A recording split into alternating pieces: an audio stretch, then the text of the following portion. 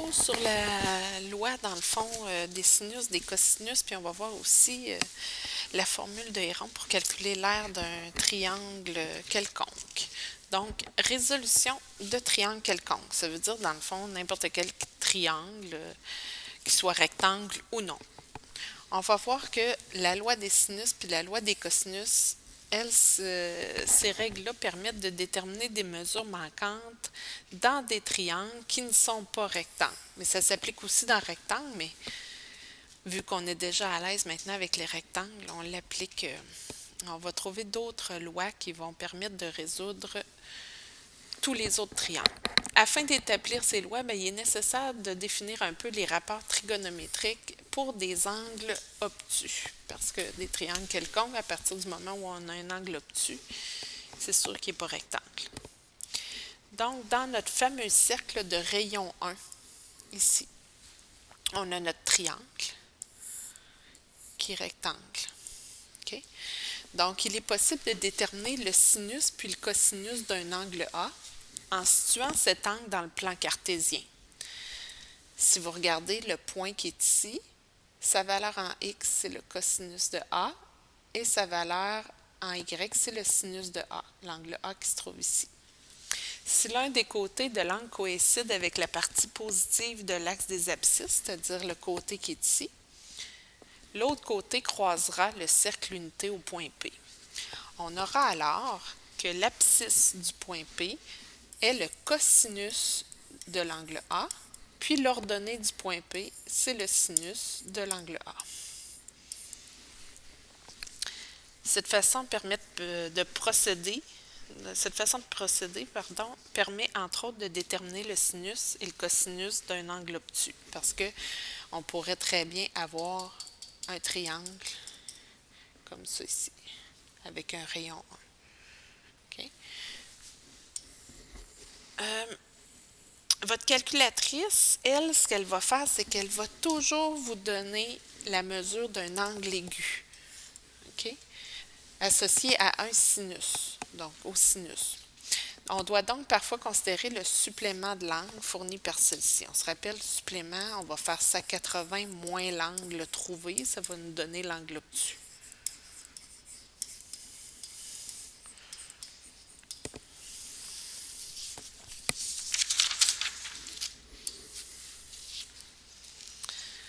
Je poursuis l'exemple avec le triangle de tantôt. Dans chacun des cas ci-dessous, dans le fond, on a deux angles qui sont supplémentaires. J'ai un angle de 40 degrés ici, puis j'ai l'angle de 140. 40 plus 140, ça me donne bien 180 degrés. Donc, celui-là et celui-là, ce sont des angles supplémentaires.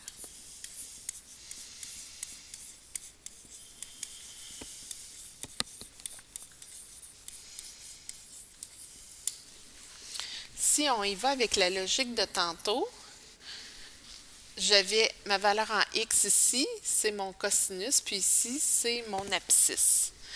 Le sinus, pardon. Ici, ça va être ma valeur en y, c'est mon sinus. Alors, je peux dire que le cosinus de 40 degrés va être environ 0,77. J'ai environ parce qu'ici, ils ont arrondi. Et puis, le sinus de 40 degrés est d'environ 0,64. Si je regarde dans l'autre triangle, ici, là, ça me forme l'autre triangle, je peux regarder mon cosinus qui est ici, de 140 degrés, ça se trouve à être environ moins 0,77. Tandis que le sinus de 140 degrés, c'est environ 0,64. Donc, notre calculatrice, elle ne peut pas donner deux valeurs quand on fait le sinus d'un angle, okay? Ou le sin moins 1 d'un angle. C'est pour ça qu'elle va toujours nous donner l'angle aigu. Dans ce cas-ci, au niveau du cosinus, vu que je suis capable d'avoir des valeurs négatives, ça s'applique moins. Comme le montre l'exemple ci-dessus, on va constater que le cosinus d'un angle obtus, qui est ici, il est négatif. Okay? Alors que le sinus d'un angle obtus est positif. Ici, c'est positif. Si A et B sont deux angles supplémentaires, alors les deux sinus ont la même valeur, mais le cosinus de un, c'est l'opposé du cosinus de l'autre angle. Maintenant, je vais vous parler de la loi des sinus, qui est vraiment la loi la plus facile, parce que c'est que des produits croisés. Dans tout triangle, peu importe s'il est rectangle ou non, les mesures des côtés sont proportionnelles au sinus des angles opposés à ses côtés. Fait que si on a le triangle qui est ici, je vous avais dit que c'est important de nommer nos angles avec des lettres majuscules, puis nos côtés avec des lettres minuscules. Alors, je vais dire que mon côté A, qui est ici, divisé par le sinus de l'angle A, ça, c'est un rapport qui est égal à mon côté B sur le sinus de l'angle B. OK? Donc, on peut se faire ça ici. J'ai aussi mon côté C divisé par le sinus de l'angle C qui est proportionnel à tout ça. Fait qu'à partir du moment où vous avez deux côtés et un angle opposé à un de ces côtés-là, on est capable de trouver l'autre angle. Même chose si j'ai deux angles et un côté, je vais être en mesure de trouver l'autre côté ou l'autre angle. Donc, la loi des sinus, ça permet de résoudre un triangle quelconque si l'on connaît la mesure de deux angles et d'un côté de ce triangle, la mesure de deux côtés du triangle et d'un angle opposé à l'un de ses côtés. Dans le deuxième cas, on peut avoir deux solutions différentes. Je vais vous donner l'exemple.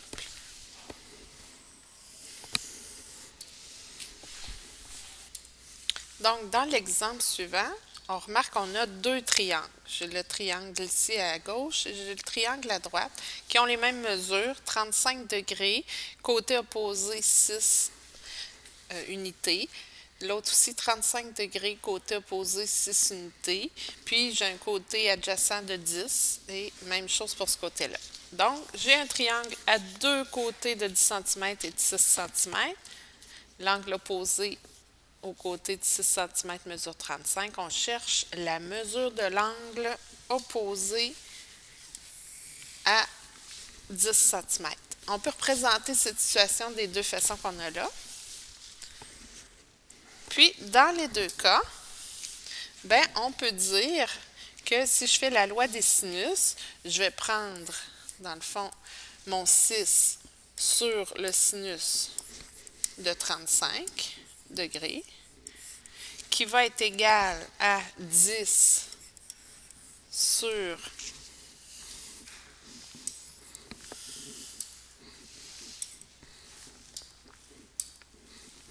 10 sur le sin de l'angle A. Donc ici, comme ça ici. Et puis, je vais venir faire mon produit croisé. OK? Puis en faisant mon produit croisé, je vais être capable de trouver le sinus de l'angle A puis faire sin moins 1. Donc ça va me donner que le sin de A, c'est égal à 10 fois le sin de 35 degrés divisé par 6, en faisant mon produit croisé, j'obtiens que c'est environ 0,956, le sinus. On s'entend, c'est pas l'angle, là. Okay? Si c'est mon sinus ici, pour connaître l'angle, je fais sin moins 1. Fait qu'avec votre calculatrice, si tu fais sin moins 1, puis que ton angle est aigu, OK? C'est la mesure que ça va te donner. Ça va te donner environ 73 degrés. Donc, c'est pour le premier cas qui est ici. Celui-là, ça devrait être 73 degrés. Mais sur ton dessin ou dans le problème, il te dit que c'est obtus. Okay? Donc, il va être supplémentaire à ton angle aigu. Puis là, tu dois venir le calculer. 180 moins 73, ça donne 107 degrés. Donc ici, 107 degrés. Page suivante. J'ai ici la fonction, parce que sinus, c'est une fonction, parce qu'on peut prendre n'importe quel angle, n'importe quel degré.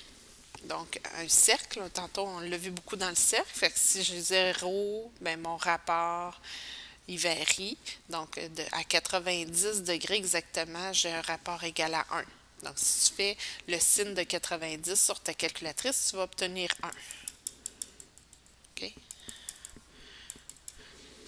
Bon, si tu fais le signe de 180, ça donne 0. Le signe de 270, ça fait moins 1, et ainsi de suite. Okay? C'est vraiment une fonction qui est périodique. Donc, la fonction sinus, c'est une fonction que je viens de dire périodique, dont les rapports oscillent entre moins 1 et 1. Il peut donc exister plus d'une mesure d'angle qui va posséder le même rapport entre 0 et 180 degrés.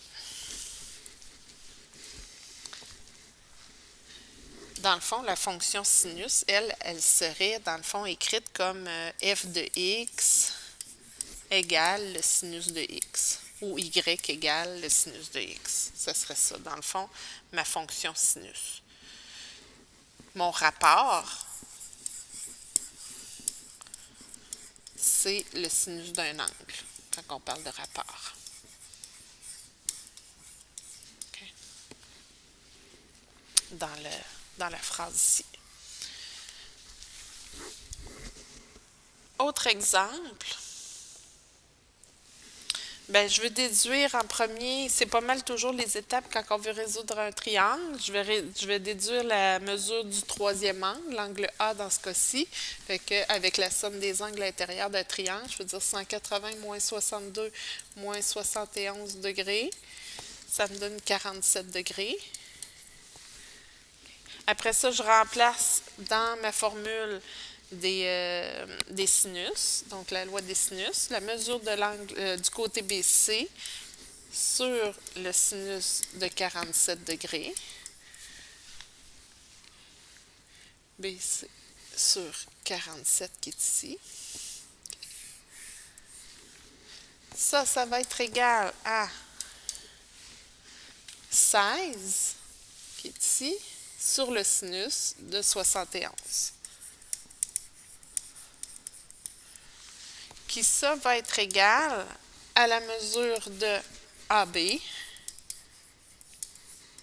qui est ici, sur le sinus, qui est opposé, 62 degrés. Puis là, je fais mes produits croisés, et que je pourrais trouver la mesure de BC en faisant ça ici.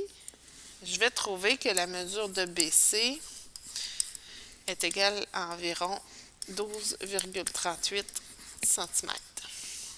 Tu fais ton produit croisé, même chose ici. Tu cherches celui-là, donc comme ça, tu vas trouver que la mesure de AB est d'environ 14,94 cm. Prochaine page, on va la faire en classe.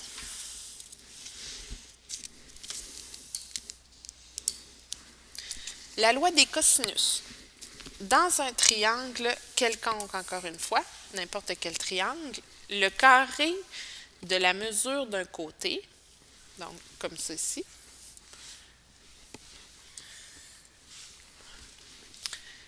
est égal à la somme des carrés des mesures des autres côtés. Ça veut dire que, dans le fond, j'ai mon B2 ici. Je vais faire la somme de ces côtés-là au carré, puis vous allez voir, ça vient de Pythagore. Je vous expliquerai là, exactement d'où est-ce que ça vient, de quelle façon on peut y arriver. Moins le double du produit des mesures de ces deux autres côtés, multiplié par le cosinus de l'angle compris entre ces deux côtés. Fait que finalement, là, vous avez quelle la première phrase à retenir? C'est la plus simple. J'ai 2 fois, ici, moins 2 fois mon côté B, multiplié par mon côté C, multiplié par le cosinus de l'angle A, qui est ici. Donc, celui qui est opposé à ton côté que tu as mis au départ. Fait que les deux autres, c'est le même principe, mais dès que tu connais la première, tu changes tes lettres de place, puis ça revient au même. Donc, la loi des cosinus, elle, ce qu'elle permet de déterminer, c'est la mesure d'un côté, si tu connais les mesures des deux autres côtés et la mesure de l'angle compris entre ces deux autres côtés, ou en fait l'angle qui est en face du côté que tu cherches, l'angle opposé.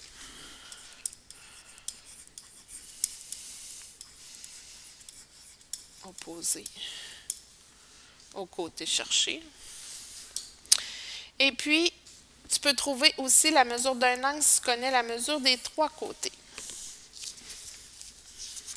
La page 19, elle vous sert dans le fond à, je vais vous expliquer d'où viennent ces formules-là. Je la ferai en classe ou je la sauterai si on manque de temps. Mais on va faire les exemples à la page 20. Dans le triangle suivant, dans le fond, moi, je veux trouver la mesure du côté JK, qui est ici, qui est en fait opposé à l'angle de 50 degrés. Fait que ce que je peux faire, c'est me dire, bon, ben, changer mes lettres de place, puis utiliser ma formule de tantôt. Ça pourrait être mon côté A, fait que mon angle A serait ici, puis ça serait BC. On s'en fout lequel est lequel, j'aurais pu mettre C ici, puis B ici, ça ne change rien. Puis je prends ma formule A2 égale B2 plus C2 moins 2 fois B fois C fois le cos de l'angle A. Puis je vais remplacer mon B, j'ai mis 9 à la 2 plus 11 à la 2 moins 2 fois 9 fois 11 fois le cos de 50. 9 à la 2, ça me donne 81. 11 à la 2, ça me donne 121. Puis là, calcule tout ça ici, là. OK? Calcule moins 2 fois 9 fois 11 pour faire les priorités d'opération. Ça va me donner moins 126 fois le cos de 50 degrés. Ça, c'est toujours mon côté A exposant 2 qui me donne ça.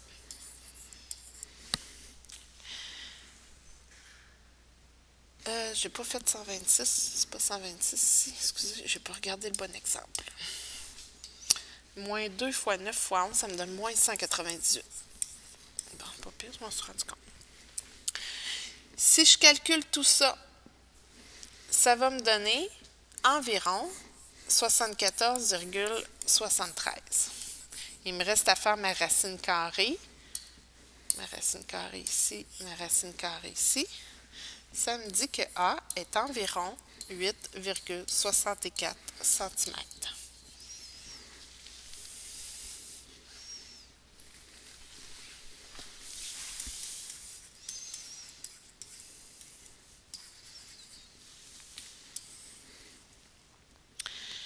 Deuxième exemple, c'est si je veux trouver un angle.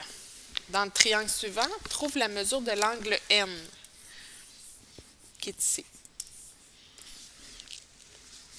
Bien là, dans le fond, je peux venir encore me mettre des lettres. Okay? Donc, l'angle que je cherche, ce serait mon angle A. Mon côté opposé qui est ici, ce serait A. Puis les deux autres, BC. Puis, j'écris ma formule. A2 égale B2 plus C2 moins 2 fois B fois C fois le cos de A. A2, ça me fait 5 à la 2, va être égal à 7 à la 2 plus 9 à la 2, moins 2 fois 7 fois 9 fois le cos de A. Là, les priorités d'opération sont importantes. 5 à la 2, ça me donne 25. Ici, 49, 81. Puis là, c'est ici là, que ça me donnait mon chiffre de tantôt. Là. Moins 2 fois 7 fois 9, ça me donnait moins 126 fois le cos de A. Ensuite, ce que je fais, c'est que je vais enlever mon moins 49, puis je vais enlever aussi mon moins 81. OK? Il va me rester moins 105 égale moins 126 fois le cos de A. Je peux diviser par moins 126 pour enlever lui. OK, vu que c'est une multiplication ici.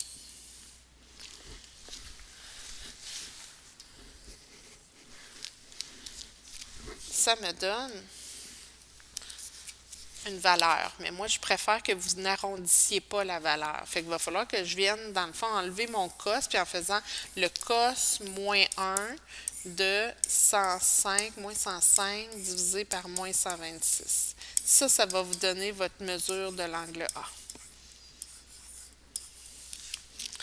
Puis vous devriez trouver que c'est environ 33,6 degrés. Puis en fait, maintenant, on peut l'appeler N, parce que c'était l'angle qu'on cherchait.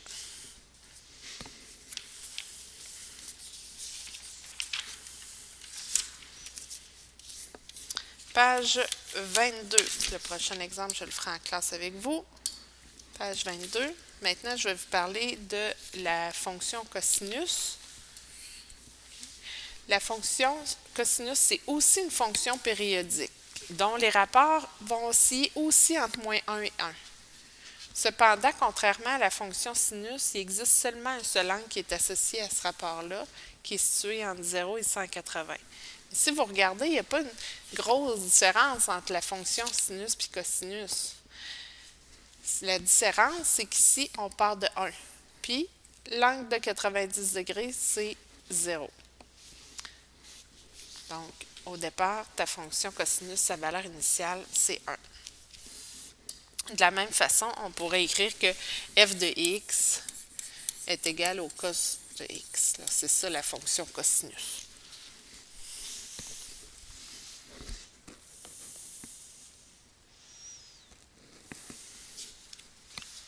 Dernier exemple, dans le fond, avec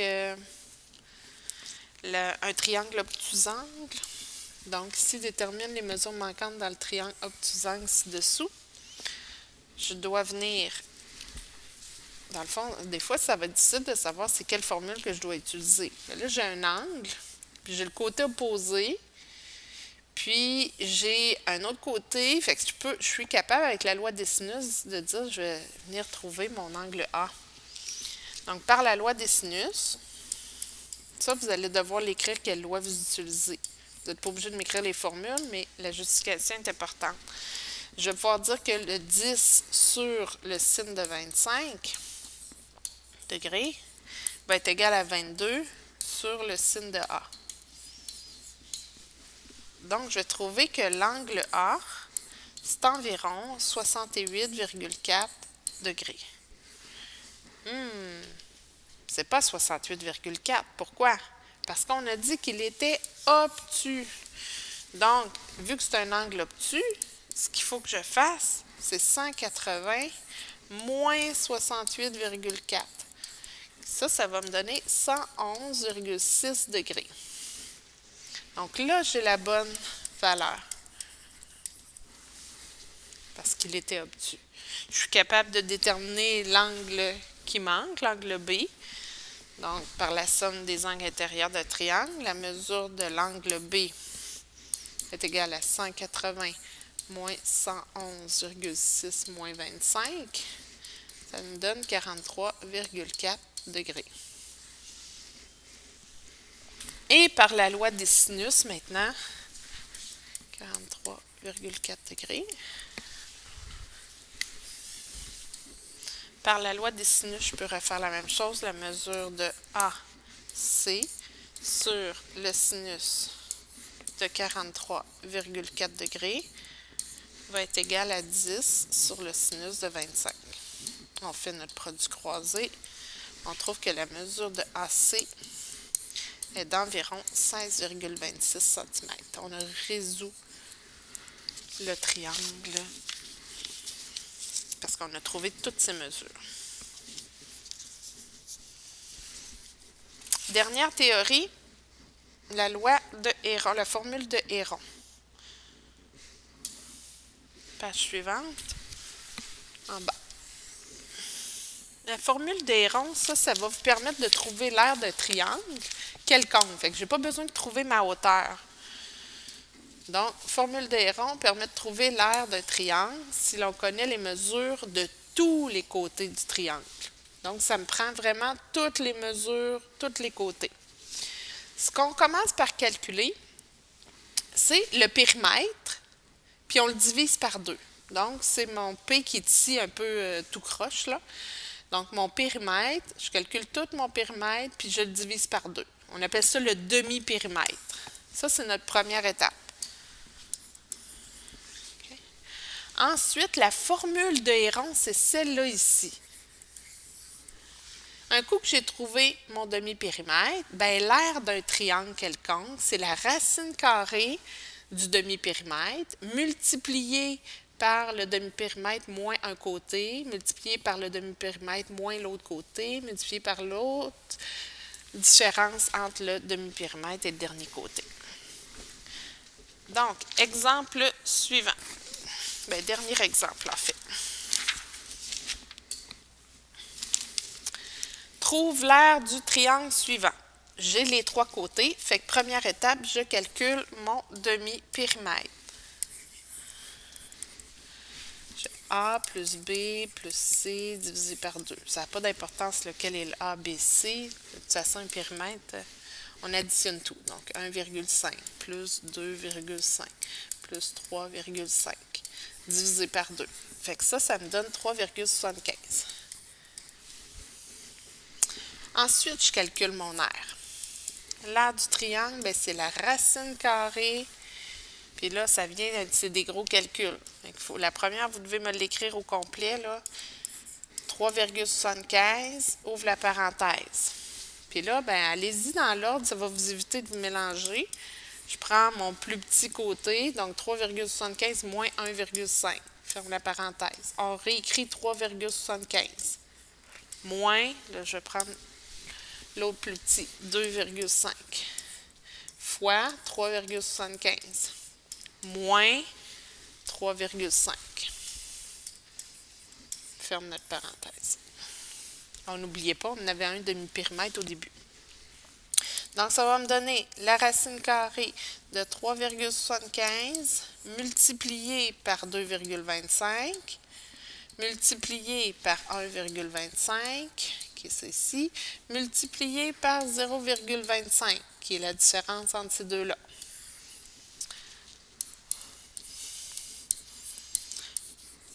Donc, l'aire ici, si je multiplie tout ensemble, ça me donne 2,64. Il me reste à faire vraiment ma racine carrée. Donc, l'aire est environ 1,62 et c'est des centimètres carrés. Longue formule, mais efficace.